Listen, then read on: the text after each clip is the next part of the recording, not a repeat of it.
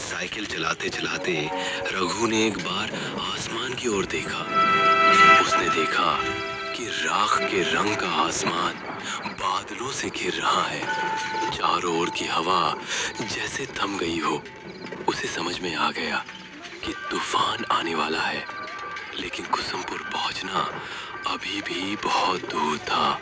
रघु ने पैडल पर जोर से दबाव डाला, लेकिन वो ज्यादा दूर तक जा नहीं पाया। अचानक जोर का तूफान आ गया, साथ ही लगातार तेज बिजली कड़कने लगी और थोड़ी ही देर में मूसलधार बारिश शुरू हो गई। सामने का रास्ता बारिश की परत में छिप गया।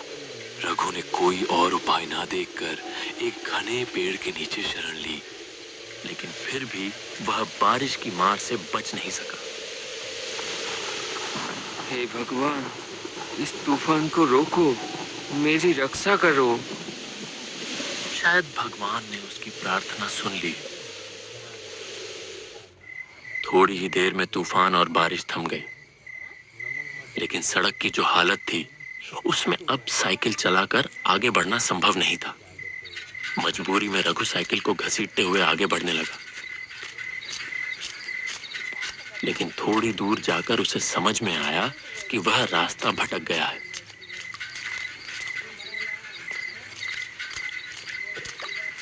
यह रास्ता कुसुमपुर का नहीं है। वह सोच में पड़ गया कि अब क्या करे।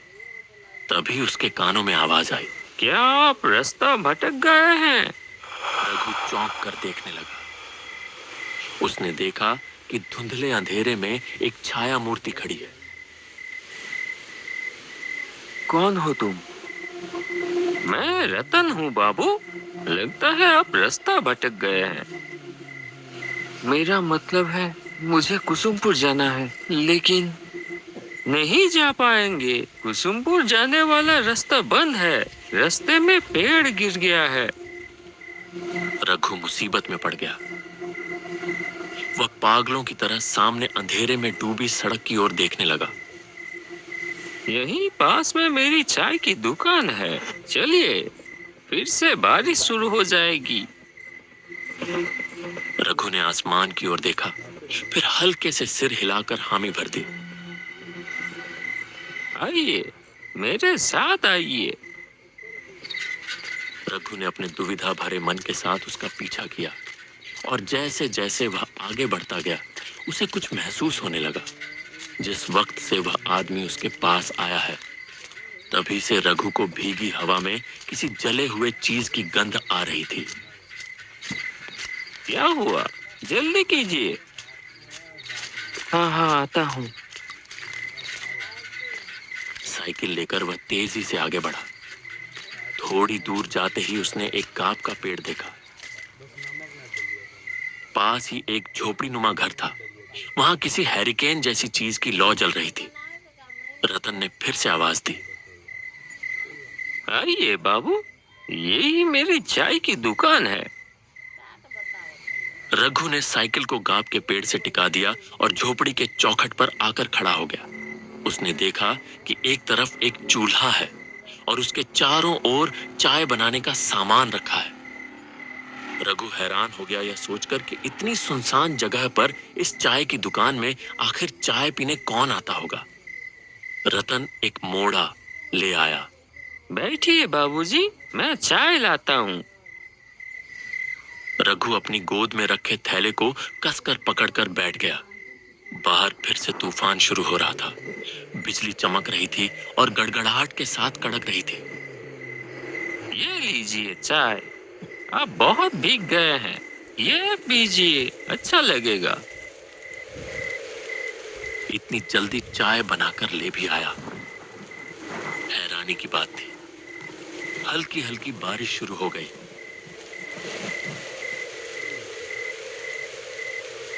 रघु चाय की चुस्की लेते लेते पूछ ही बैठा, यहाँ चाय पीने कौन आता है? मतलब इतनी सुनसान जगह में। पहले कुछ दूरी पर एक बस स्टैंड था, तब लोग आया करते थे। और अब आप जैसे कोई कोई आता है। उस आदमी की बातों में क्या था कौन जाने, लेकिन रघु का सीना एकदम से सिहर उठा। उसने कुछ असहजता के साथ चाय की एक चुस्की ली। आप चाय पीजिए। आज रात आप नहीं जा पाएंगे बाबूजी। रात को यहीं रुकना पड़ेगा। रघु ने देखा कि बारिश की बूंदें अब और भी तेज हो गई हैं।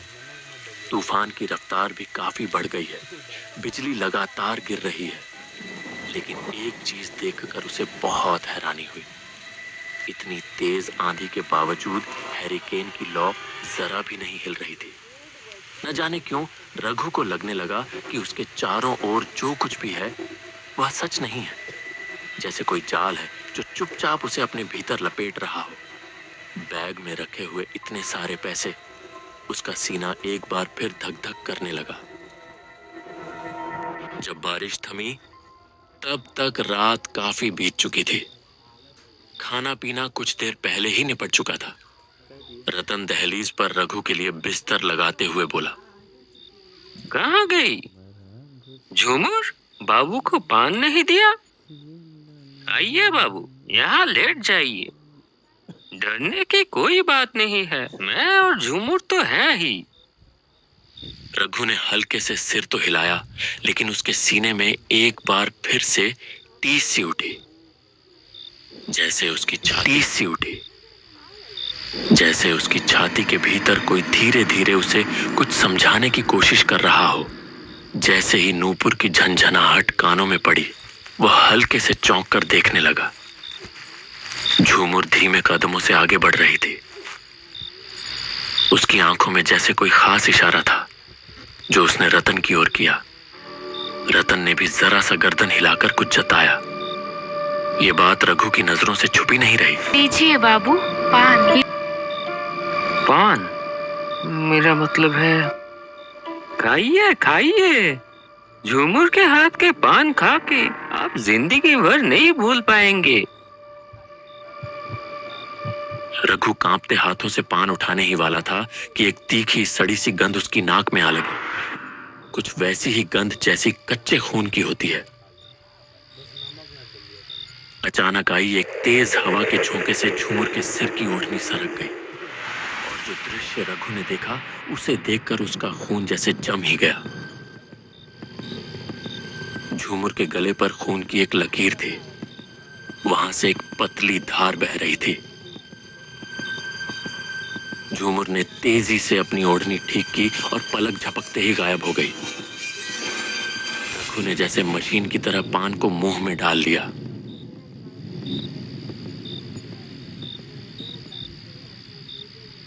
रतन हैरिकेन की लौ धीमी कर कमरे के अंदर चला गया। रघु एक अजीब सी घबराहट और बेचैनी लेकर लेट गया। रात गहरी और शांत थी। केवल झिंगुरों की आवाज उस सन्नाटे को तोड़ रही थी।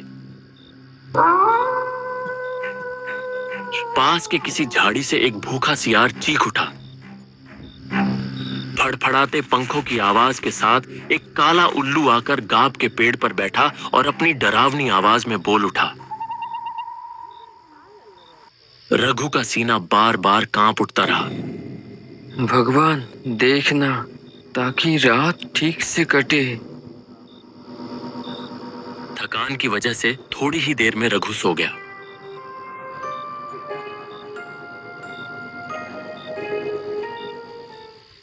अचानक एक डरावनी चीख चारों ओर गूंज उठी।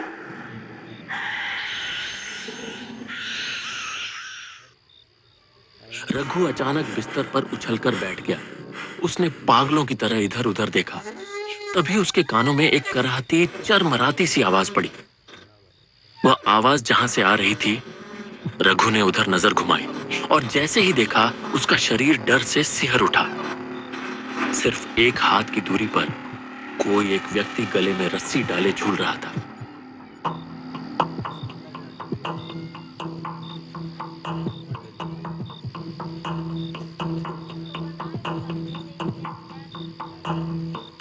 क्या हुआ बाबूजी? कोई बुरा सपना देख लिया क्या? रघु ने देखा कि झोपड़ी के सामने जो आंगन जैसी जगह है, वहां एक लगभग टूटे झुके बांस के मचान पर रतन बैठा है। उसने एक बार फिर धीरे से गर्दन घुमाकर उस ओर देखा, जहां कुछ देर पहले कोई गले में रस्सी डालकर झूल रहा था। लेकिन यह क्या, वहां अब कुछ भी नहीं था। क्या ढूंढ रहे हैं बाबूजी? कुछ नहीं है, वो सब बुरा सपना है। तुम इतनी रात को बाहर क्यों हो? बहुत गर्मी है, इसलिए बाहर की हवा लेने आया हूँ। आप भी आइए ना। रघु समझ गया कि उसका शरीर पसीने से तरबतर हो चुका है, इसलिए वह बिस्तर छोड़कर मचान की ओर बढ़ गया। भीतर दबा एक अजीब सा असहज भाव लिए वह रतन के पास जाकर बैठ गया। तभी कहीं पास से एक निशाचर पक्षी तीखी आवाज में चिल्ला उठा। उस एक चीख ने पल भर के लिए फैली खामोशी को चकनाचूर कर दिया। इतनी गर्मी है, अब नींद आएगी ही नहीं। ऊपर से सपने में आप क्या कुछ देख रहे हैं। इससे अच्छा मैं आपको एक कहानी सुनाता हूँ। 3 साल पहले की बात है। ऐसा ही एक चाय और नाश्ते का दुकान था उसका। सब कुछ ठीक ही चल रहा था, लेकिन इंसान अकेले कब तक रह सकता है। इसलिए उसने शादी कर ली किसी दूसरी गांव की एक लड़की से। उस लड़की को एक नजर देखते ही नजर ठहर जाती थी। बहुत लोग कानों कानों में फुसफुसाते रहे, ये तो जैसे गोबर में कमल का फूल। फूल होगा तो उसके चाहने वाले भी होंगे। खैर, दुकान में भीड़ बढ़ने लगी और उसकी बीवी ने भी हाथ बटाना शुरू कर दिया। उसकी चाय की दुकान में शंकर रोज चाय पीने आने लगा। 1 कप चाय पीता था, लेकिन 1.5-2 घंटे तक बैठा रहता। उसकी बीवी की तरफ उसका नजर है, ये समझ में आ रही थी उस आदमी को। लेकिन नई दुल्हन के बारे में ऐसा कुछ सोचने को उसका मन नहीं मान रहा था। इतनी सुंदर पत्नी के बारे में कोई आदमी कैसे सोच सकता है ये सब? वो आदमी भी नहीं सोच सका। ऐसे ही दिन कट रहे थे। एक दिन दोपहर के बाद वो बाजार जाने के लिए निकला। मैं चलता हूँ, आखिरी बस में लौटूंगा। शाम को दुकान खोलने की जरूरत नहीं है। अच्छा ठीक है, अच्छे से जाना। बाजार में खरीदारी करते करते वो समझ गया कि तूफान आने वाली है, इसलिए जल्दी सामान लेकर वो पहली वाली बस पकड़ ली।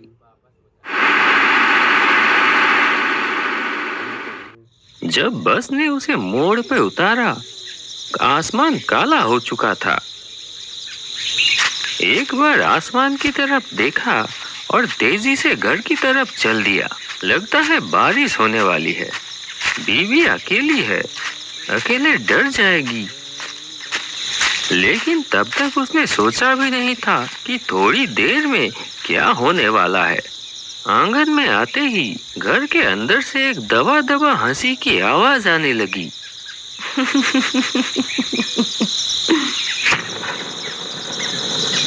एक पल के लिए वो ठिठक गया। दरवाजे की तरफ ना जाकर वो खिड़की की तरफ बढ़ा। खिड़की से अंदर झांका।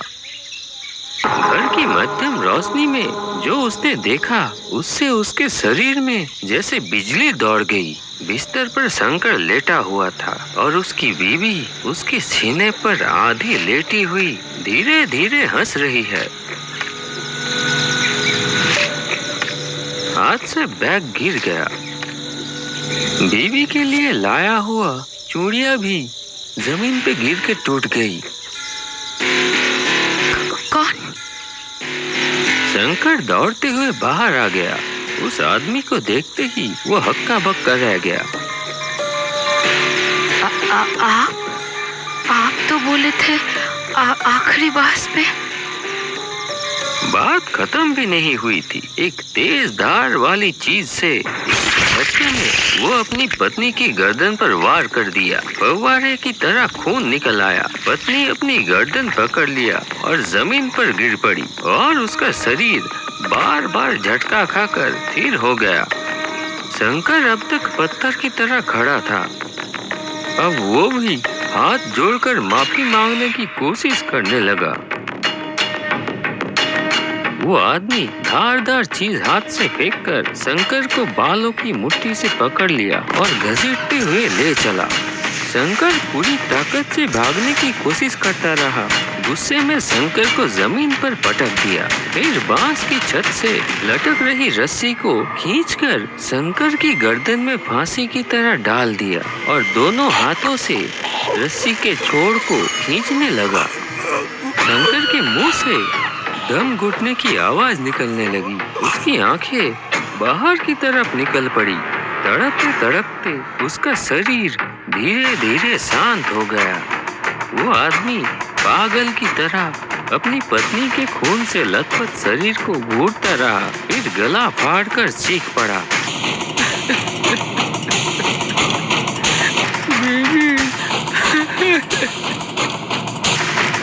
ऐसा क्यों किया तुमने? क्यों किया? आदमी थोड़ी देर बाद उठा, घर के अंदर गया, जलती हुई लालटेन लाकर फेंक दिया बीवी के शरीर के ऊपर। उसने दांत भींच ली, आंखों से आंसू फूट पड़े।